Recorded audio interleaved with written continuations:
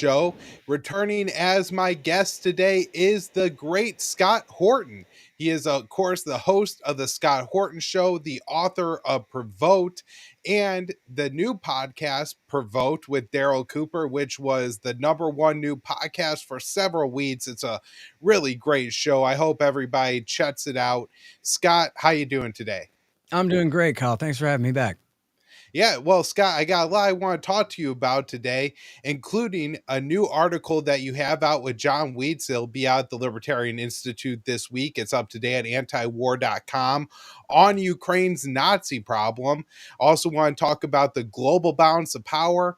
Was Russiagate treason? And if we got time, I do want to touch on the war in Gaza and your thoughts on Trump's policy there. So, Scott, let's start off with this article that you wrote. It's up at antiwar.com today. Blitzkrieg blowback, Nazi warlord primed to lead post-war Ukraine. And Scott, this is by you and John Weitz, who I do want to have on the show at some point in the future. John's a real great guy, smart guy. And Scott, I guess I just want to go over who is this Nazi that you're worried about taking over Ukraine?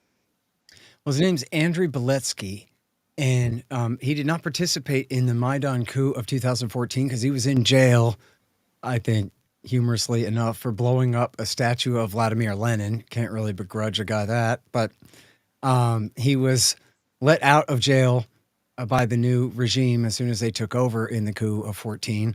And then he became the ringleader of what quickly became known as the Azov Battalion, which was part of his group, the Patriot of Ukraine, and essentially aligned with and merged with Right Sector, which was itself an umbrella group of 4 or 5 different Nazi groups that had helped to lead the putsch in the Maidan in 2014.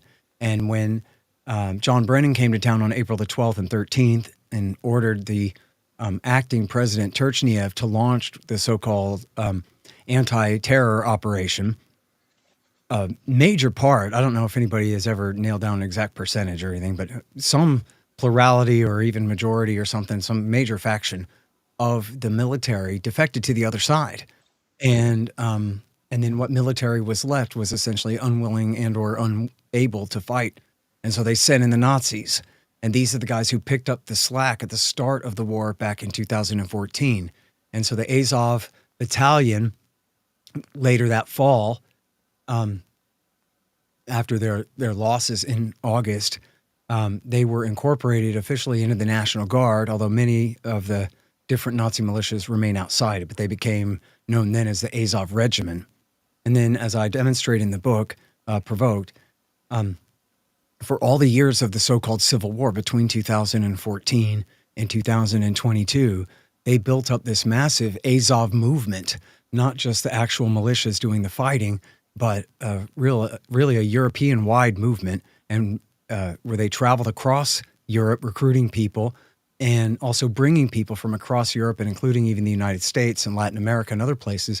It was like, I joke in the book, the international Nazi. So you have all these Nazis from around the world came to join with the Azov movement and the Azov regiment at war, in many cases, fighting with them in the East. And this guy, Beletsky, has been in charge the whole time. Now, the Azov at the time, I believe after the war in 2022, the Azov regiment then split into the 12th Special Purpose Regiment of the National Guard and then the 3rd Separate Infantry Division of the Army, which has now been promoted and is now known as the 3rd Army Corps. And Colonel Andrey Beletsky is still their commander, and they've been fighting mostly up in Kharkiv all this time. And I spotlight him because essentially I want dibs on pointing out the danger that this guy poses. I talk about this in the book as well. The danger that this guy poses in the form of blowback. He just look a couple of steps down the path that we're on now. If he survives the war, which seems likely, then he obviously has a very bright political future as one of the most important war heroes of the current regime. And now that Vladimir Putin has drawn a line taking everyone who ever liked Russia out of Ukraine permanently, that means the new rump regime, if they ever hold elections again, or if there's a coup or elections again, you're going to have far right wingers in charge of this government. I put that politely. I mean, some of these guys are outright Hitler. Most of them are outright Hitler-loving, fanatical National Socialists and self-described as such. And so I think it's very plausible, if not likely, that Beletsky could be the Führer of the new Ukraine. And there are new articles in, first of all, in the London Times, where they completely whitewash this guy and try to make him a hero. But then there's also new articles in Ukrainian media about how he's looking to the future of a post-war Ukraine and what its new political order will look like and what his role in that new political order would be, and all of these things, and already making his intentions very clear on, and he did actually serve in the parliament for a short time before going back to war. Now, interestingly, though, and I end the article with this to go ahead and spoil it for everybody, is that Andrey Beletsky, who was from Svoboda, which was formerly the Social National Party and very close with these same groups, he was actually assassinated on the streets of Lviv, the day before yesterday or 2 days ago? And so I was kind of joking in the article that, on the other hand, sometimes these problems do have a way of taking care of themselves.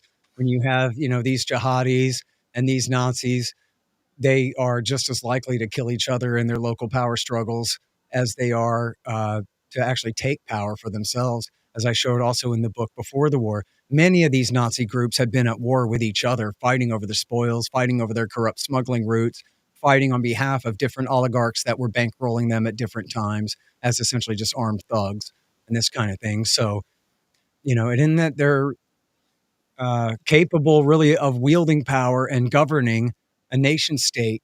But are they capable of seizing power violently? Yeah, maybe. Or even standing for election as the great heroes of the recent giant sacrifice and all of that.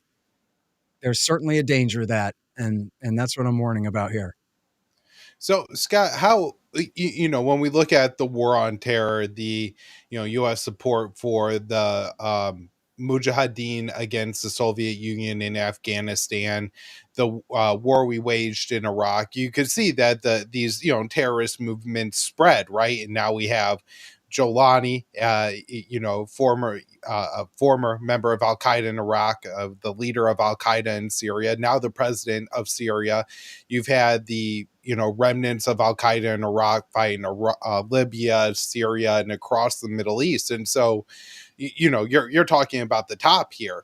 But what about all these Nazi fighters who have funneled into Ukraine, who now have weapons experience training? Do you have any concern that the West is going to see blowback? Are these people who, probably the only thing they're going to be good at after 10 years or so of fighting in Ukraine are going to be fighting wars? What's going to happen with all these Nazis? Yeah, it's a real good question. I mean, at one point, Vladimir Zelensky seemed to threaten the West with terrorism if we would dare to betray them and leave them high and dry, and said, hey, look, who knows what would happen if, with all those Ukrainian refugees throughout Europe, what they might do if we were to be betrayed in this circumstance. And he was I don't have the exact quote, but he's very clearly threatening us and implying, I think someone even asked him a follow-up question. Wait a minute, man, are you saying that, violence? And he's like, yeah, well, hey, who could stop it? Not me. I don't know. This kind of thing. So, and look, this is always kind of a trope of people with power, and especially, historically of Nazi movements, is the stab in the back myth. That everything would have been great if it hadn't have been for those liberals or Jews or whoever it was that arranged their stabbing in the back when, clutching defeat from the jaws of victory and this kind of thing. And so in this case, like, what can you say? It's true, right? Joe Biden promised them the moon. We're going to help you destroy Russia. We're going to help you drive the Russians out of every last square inch of Ukraine and take back Crimea too. We promise you, we'll give you everything you need, as much as you need for as long as it takes to win this war, when they had no intention whatsoever of doing that, because they know that whatever it takes would be so much that, first of all, Ukraine doesn't have the manpower to actually use it all. But secondly, if it was really to be successful, that would risk major war between the Russian Federation and the NATO alliance. America was never willing to actually help Ukraine win, even if they could. What they wanted to do was extend the war, to extend Russia, to bog them down, to inflict on them a strategic defeat in the form of too much military spending for their budget to handle. And that was the game. And so did they promise all these Nazis that, oh yeah, if you just do what we say, we're going to help you? Yeah. And then did they fall far short of those promises? Absolutely, they did. And so when these Nazis turn right around and say everything would have been fine if we hadn't listened to the Americans, we hadn't listened to the Germans and the French and the British who made all these promises to us, and then are there going to be problems flowing from that? Almost certainly. I mean, are they going to create the kind of, Al Qaeda like vanguard of permanent war against the West or something like that? Probably not. I mean, if you look at Beletsky, like, for example, you brought up Abu Muhammad al-Jawlani, the former leader of the suicide bomber brigades in Syria, and then what they do? They took him to like Turkish intelligence finishing school, and they dressed him up in a monkey suit and had him trim his beard a little bit shorter, stop cutting off heads and doing suicide attacks, and we'll let you take power. You just have to give us a plausible narrative that you've changed your ways, kind of thing. Same thing clearly here with Beletsky. This is a move by MI6 to put it in the London Times. I mean, I'm assuming that fairly, I think, that they're rehabilitating this guy, just like Martin Smith did for Jelani on Frontline PBS. That, they're here to say, oh, all that stuff about the fighting the Semitic-led Untermenschen, I never said that, which is not true. And if people just search my name and the antiwar.com blog, you'll see I reprinted the entire speech. It's called Racial Social Nationalism by Andrey Beletsky.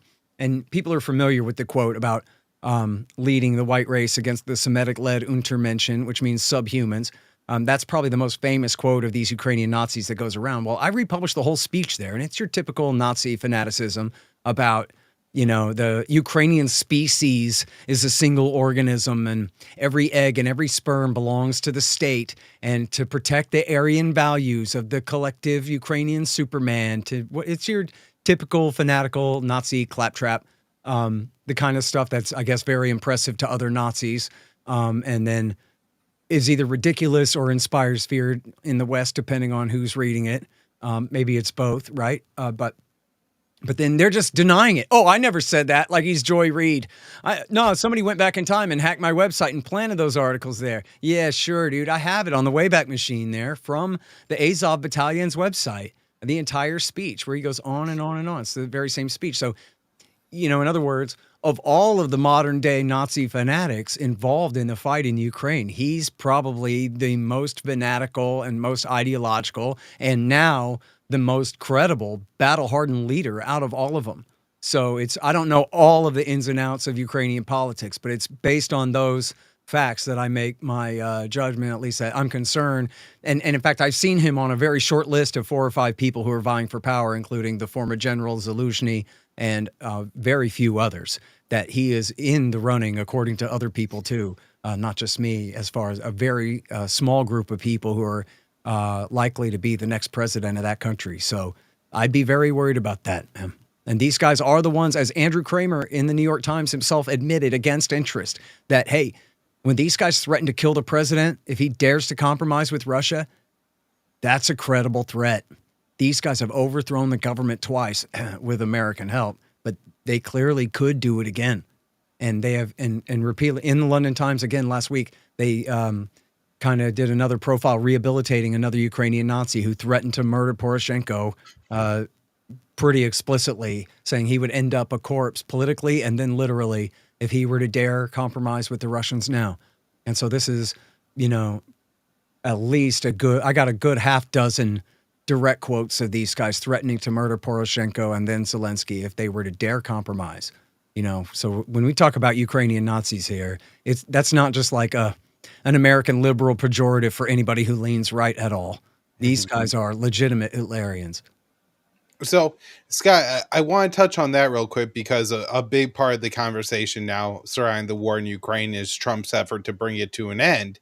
And it seems that there is an awful lot of parties vetoing any of Trump's efforts to bring the war to an end. The Europeans, Zelensky, but one voice that doesn't get a lot of attention is these Ukrainian Nazis who you said are really ideologically crazy, and they don't want to cede an inch of Ukrainian territory. They're willing to overthrow the government, kill Zelensky, to prevent him from making any deal with the Russians. And so I guess, do you have any idea how Vladimir Putin handles this problem? Obviously, one of the outcomes he can't have for Ukraine is to have Beletsky as the new leader in Kiev. And yet, you're saying that's a possibility here, but also that he could just threaten to kill Zelensky or whoever the Ukrainian leader is if he has any deal. And so I guess, does Putin maybe feel like he's going to have to kill this guy or remove him from the country or something? Because this seems to be a pretty major obstacle in getting any deal done. Yeah, I don't know, man. As I said, some hitman murdered Andrey Perubi the other day, which is good for peace and the future of Ukraine overall. I don't know if it was the Russians behind that or another Nazi, in competition with him or what. Like, who knows, really? We could find out. I don't know. As of now, I don't think we know. But yes, if you go back to the speech I gave in Utah there to the Libertarian Party in Utah just after the war began, I believe it was on March the 4th or something, 2022, I explained in there that although I was on a shorter timetable, it looked like, time was on the Russian side much more back then. But either way, that if you just follow the logical chain of dominoes falling down, that essentially by the logic of government programs, the Russians may, quote unquote, have to conquer all of Ukraine. Because if you think about even just the bare minimum, never even mind Zaporozhye and Kherson, but if they just want to take Donetsk and Luhansk, they're still taking now the super majority of the actual pro-Russian population out of Ukraine permanently just by redrawing the line there. So it used to be that the so-called pro-Russian, not always just totally slavish to the Russians, but the Eastern-leaning and Russian-leaning parties, as you might call them, they used to win. That was why America had to overthrow the government every 10 years or so over there. I mean, actually, Soros helped the pro-Russian guy win back in 94, so that kind of doesn't count. But then America and Soros joined forces to stop Yanukovych twice in 2004 and in 2014. Not that he was really pro-Russian, but certainly he was more so than the far Western parties anyway. But anyway, so Putin is now guaranteed that those parties will never win again, right? The pro-Russian leaning parties of the East will never win again. And so by removing those, that means that he's left other ethnic Russians and Russian speakers and people who at least he claims, cynically if you want to protect. He's now left them outside of his protection as an even smaller minority than before. And as I'm saying, legitimately at risk, ultimately, of these very far right-wing Westerners, people from the far west of the country, or these extremely far-right nationalists who could be expected to treat these people as less than. I mean, there are so many people in Eastern Ukraine who don't even speak Ukrainian at all. And so now you could see from the Kremlin's point of view, they're like, well, of course, geez, I guess we have to protect these people too. That is what governments are. They are at least pretended security forces, right? Read Anatomy of the State by Rothbard. They're the gang of plunderers who named themselves the security force so they could stay, right? And so, that's essentially the thing is from Moscow's point of view, well, maybe now we have to protect the people of Sumy and Kharkiv and Dnipropetrovsk and maybe even of Odessa. And now we have to keep going. And then, so now you've taken all the pro-Russians. I admit this is a slippery slope argument. I'm just arguing like logically the position that they're putting themselves in here, it seems to me, under just the logic of libertarian analysis of government programs, once you make everything terrible, now you have to keep making it worse and worse and worse. That's how it goes. And so now they got to take everything east to the river. And then now, well, Odessa might be on the other side of the river, but historically that's a Russian city and those people mostly speak Russian there. And we sure would like to have Odessa back and deprive the Ukrainians of it. And then now if they take Odessa, we could be talking 2 years from now, I don't know. But now they take Odessa. Well, now Transnistria, the small strip of land controlled by Russia on the Moldovan side of the river, on the Dniester River on the border of Ukraine and Moldova. Well, now we got to go protect them too. Now they've been protecting them, but geez, now we could be contiguous if we just went a little bit further. And so, and also now that they've left rump Ukraine in the hands of a bunch of Beletskyites, what are they going to do about that? Right now, they're either going to have this permanent, as Putin has been putting, he's been calling Ukraine this for a while now. Now it would be in the most literal sense, an anti-Russia based out of Lviv, right, in the far west of the country. Now, what are you going to do with that? Where they're going to wage, like the battle days with the CIA's help, waging a permanent insurgency from the Carpathian Mountains and from the swamps of Volhynia and whatever, then there's only one solution to that problem. It's keep marching all the way to the Romanian, Moldovan, Polish border and take all of Ukraine back and crush all resistance or drive all resistance into the NATO states. You love these people so much you can have them. And I'm not recommending this. I'm just saying from the point of view, think about it like you were a horrible Russian bureaucrat. This is the logic of the crisis that you've now helped to create. And I wrote the book Provoked, but the Russians bear a lot of responsibility for what they've done here. And no matter how you look at it, war is a government program, and we've just seen this play out in our time over and over again. Look, we've been bombing Iraq for 34 years because we can't quite figure out how to stop bombing them, Kyle. And it's the same kind of thing here. Mm-hmm. I fear it's going to be. So here, Trump wants to call a timeout. I don't know how in the hell he's going to get one. The Ukrainians don't want to quit, and the Russians are winning. They sure as hell don't want to quit. They're just winning in slow motion. So why call timeout now? Why let Trump call timeout now when they don't have to stop? Absolutely, Scott. Now, I do want to move on, ask you about the global bounds of power. First, I had this clip from John Bolton I want to play. The West has spent decades, U.S. in particular, trying to wean India away from its Cold War attachment to Soviet Union, Russia, buying sophisticated weapons from them. And cautioning India on the danger posed by China. This is symbolized by what's called the Asian Security Quad: Japan, India, Australia, and the United States. A lot of effort to make India more amenable to cooperation with these countries. Donald Trump in the past weeks has essentially upended that, and for a variety of reasons now sent India back toward Russia to grow closer to China, and just shredding these decades of efforts to try and change that alignment. I'm not saying this can't be fixed, but it's going to take a lot of work, and I don't see it starting anytime soon.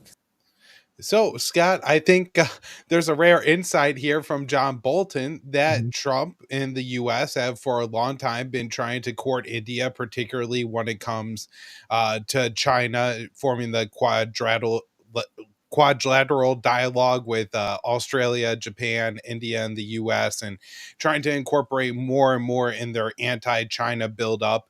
And now Trump has seemingly pushed India into the hands of China. We have Modi, the Indian Prime Minister, today in, I believe, Shanghai for a Shanghai Cooperation Organization meeting, shaking hands with Putin and Xi, and I think is even going to meet with Kim Jong-un while there. And it really seems like the American empire is maybe at a tipping point where at one time they could bully the world and get what they want, but Trump seems to just be running into roadblocks when he's trying to sanction and punish all these countries. So I guess, Scott, I mean, is this like kind of the downfall of the U.S. unipolar moment and our control over the world economic system? I don't know, but it very well could be. I think it's a symptom of it, right? The real high watermark of the American empire was in 2003 when George W. Bush blew our entire wad in the deserts of Iraq for Israel and for nothing. And so everything's been slowly downhill since then. But of course, states like Russia and China and India, they can only get so wealthy in comparison to the United States over this period of time. And so no one's geared to replace us as the world hegemon. It's just that America's, global unipolar preeminence is now receding, and other, stronger and mid-range nations now have a bit more breathing room. And of course, the BRICS arrangement has really helped with that because it makes it much more difficult for the United States, particularly on the West, to put sanctions on these countries and isolate their economies when they can just kind of trade with their own arrangements, kind of under the table from the point of view of the rules-based order, right? That we'll just trade back and forth in our own currencies and ditch the dollar and then So your witchcraft doesn't work here, kind of thing, you know? And so now what's happened with India is really kind of funny, right? Like, I don't know. I understand that was just a short clip of Bolton there. I'm willing to bet that the guy interviewing him did not say, hey, isn't it ironic that this is Trump trying to do what all you hawks want him to do, which is crack down on Russia, figure out a way to get the Asian countries to turn against Russia to make your economic war successful so they'll back down on Ukraine, right? Isn't this the policy? This is all Trump's trying to do, is do his best Biden impersonation or his best John Bolton impersonation. Bolton would always disavow Biden, but Biden is his avatar in the same kind of way. So here's Trump is doing essentially what Bolton would have him do, but it's just not working. I was actually contacted by an Indian magazine that asked me about this, and I was saying, look, I think it probably won't work. The good news is Trump could change his mind tomorrow, and he was talking about putting like a 500% tariff on them. I think now it's just 50%, but it's already not working. He's making them choose. I demand that you choose. And like, you put an ultimatum like that to somebody, you better be sure that you know how it's going to work out, because they could just as easily turn their back on you, And so, I think, and this goes to our next subject too, not to jump too far ahead, but it goes to, the war in Gaza as well, where just the credibility of the United States empire as the world hegemon and the global policeman and all that is just completely bankrupted and corrupted and broken. And of course, the liberal Democrats would say, yeah, because Trump is so uncouth. But no, that's not it. It's just 25 years of absolute calamity and disingenuousness on every single thing, right? From especially the foreign policy, but also all the economic crises and all of these things. And just, it gets to the point where, remember Justo Raimondo's libertarian realism. This goes for all these other countries too, that all their foreign policies ultimately are bound by domestic politics. And so the question is, from Modi's perspective, better he get along with the Russians or better he get along with the Americans? Ultimately, that's up to the Indian public to decide. And I don't know what the polls say over there, but I wouldn't be surprised if you told me that the polls say the Indians are tired of getting kicked around by the Americans already and would rather give us the finger and tell us to leave them alone and go another way than give in to our pressure one more time. People got pride. It's hard to put an exact quantity on that, but Ho Chi Minh was willing to watch 3 million Vietnamese get killed before giving in and never did, Mm-hmm.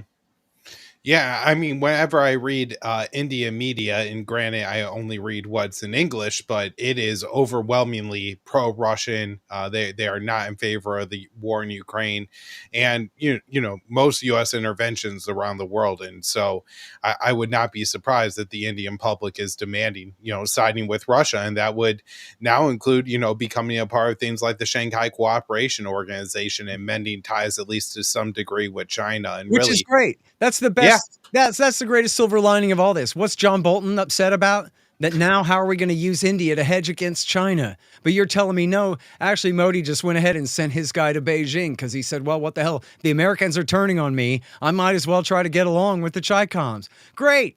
That's what we want. Never mind your investments in any particular liquefied natural gas company, right? What we want is wide and deep, especially commercial relationships between all of these middle-ranked powers over there in Eurasia. We should be happy when the Russians are selling gas to the Germans and the Chinese, and the Indians and the Chinese are selling whatever it is to each other and getting along as best they can. That's what we want. That's how to make sure that we can resolve Kashmir, is if China and India can come to eye on some things and then maybe work together on getting with the Pakistanis. The Chinese have a little bit of a dog in that fight too.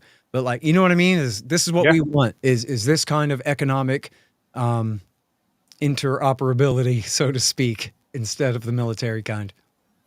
Yeah, Scott, next up, I want to ask you about Russiagate. You're a real expert on it. Your section in Provoked on Russiagate is absolutely phenomenal. I still recommend that you publish it at some point as like a standalone book or ebook or something, because I mean, it really is one of the definitive moments in American politics, and it's so important to everything we're talking about on the show today. And really, I think so few people understand the true extent of the scam. Our current director of national intelligence, Tulsi Gabbard, may not be right on a lot of things, may not be doing a lot of things well, but one of the things she is really honing in on is this whole Russiagate scam and how it started. And so I want to play this clip from Tulsi and get your take.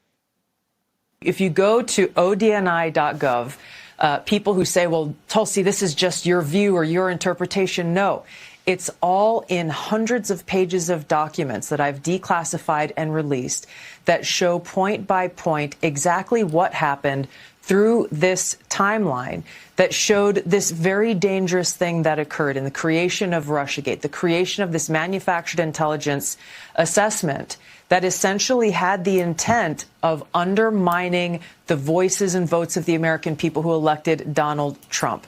They were not happy with the outcome of that election. And so they created this politicized, weaponized piece of fake intelligence that, as you mentioned, then went on to serve as a foundation for everything that came after, the multiple investigations, the years-long Mueller investigation, 2 congressional impeachments, investigations in the raid at Mar-a-Lago. The list goes on and on.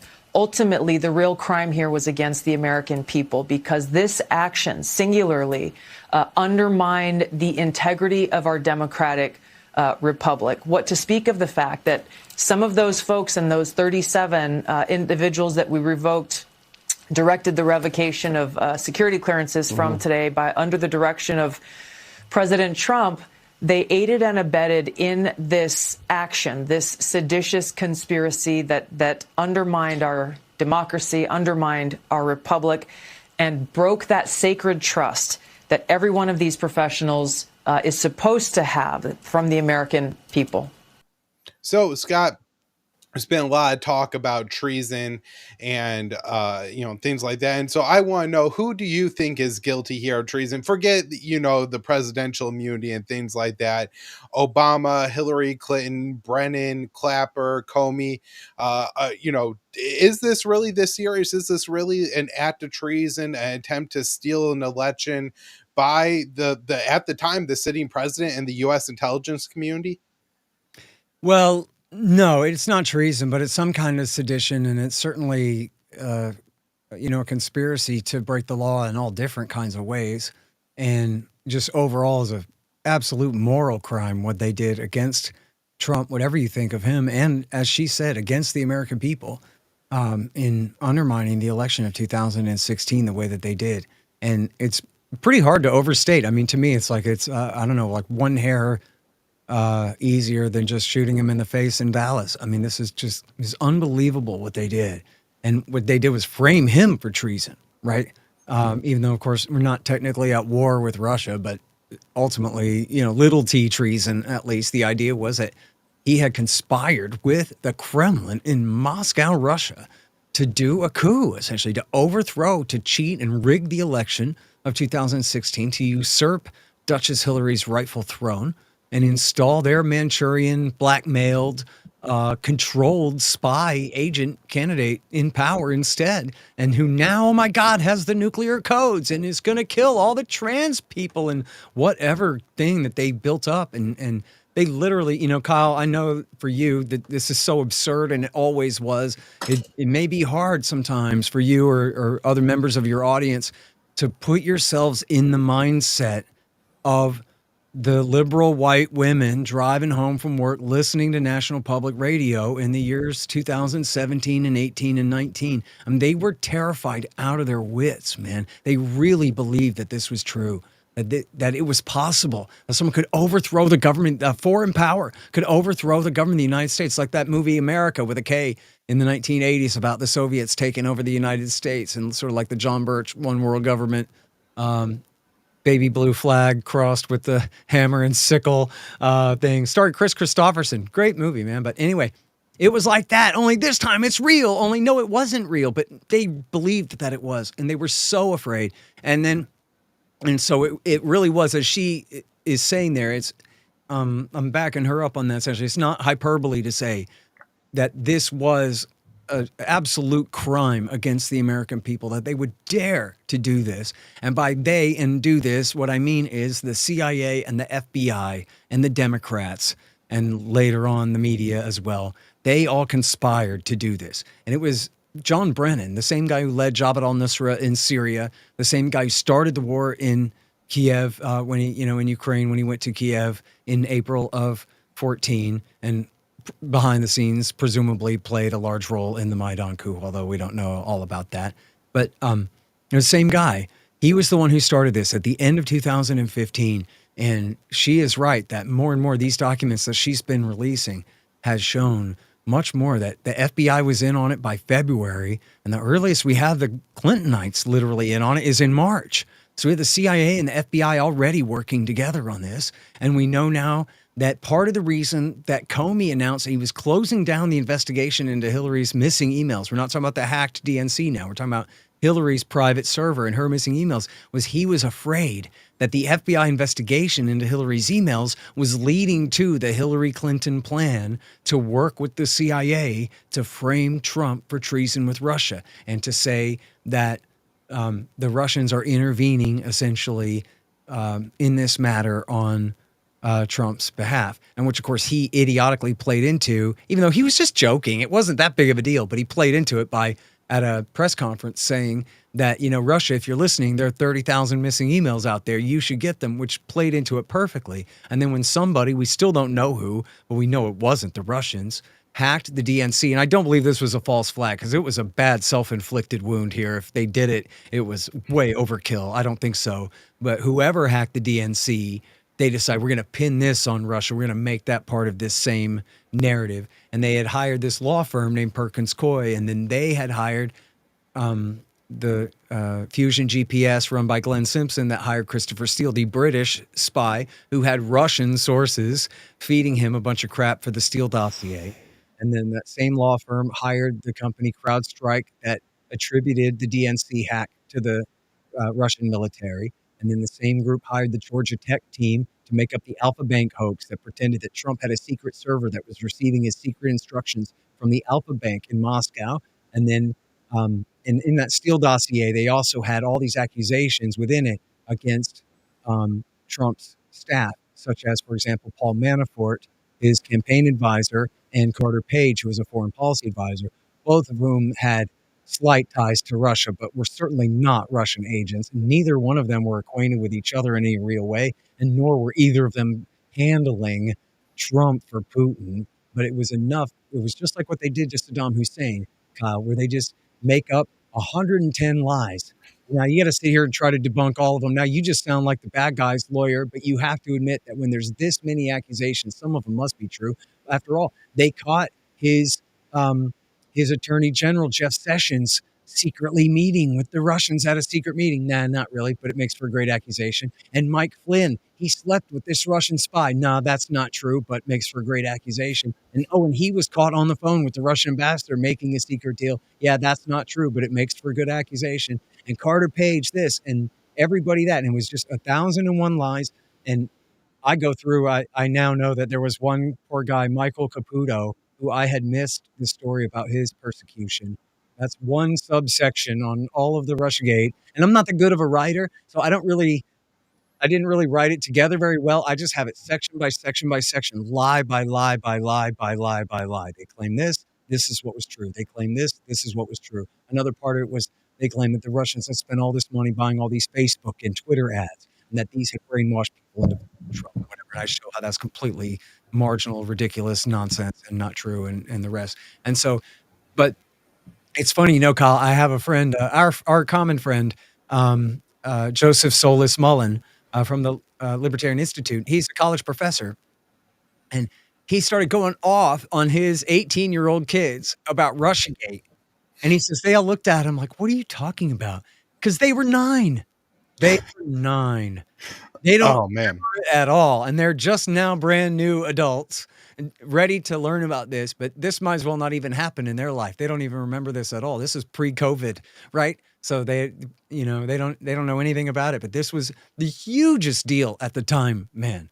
And especially for the people who bought it. And importantly, and I'll sum up with this, very importantly, this really, as the FBI said they wanted to do in the first place, this helped them rein Trump in and prevent him from having his own Russia policy. He was later impeached in the Ukrainegate scandal. not for actually committing any crime, committing any bribery or extortion or blackmail or any kind of thing, like in the fake accusations. If you read the fine print, what they said repeatedly, especially Alexander Vindman, his accuser, what he was saying was Trump was trying to change America's Russia policy, and he has no right to do that. America, the USA, the interagency, has a Russia policy. And who the hell does this guy, the president of the United States, think he is to try to change it? And so he recounts in his testimony and in an article for The Atlantic about how the consensus on the entire NSC was just to ignore Trump and whatever he says. When he tries to go against what we want, we just disobey him.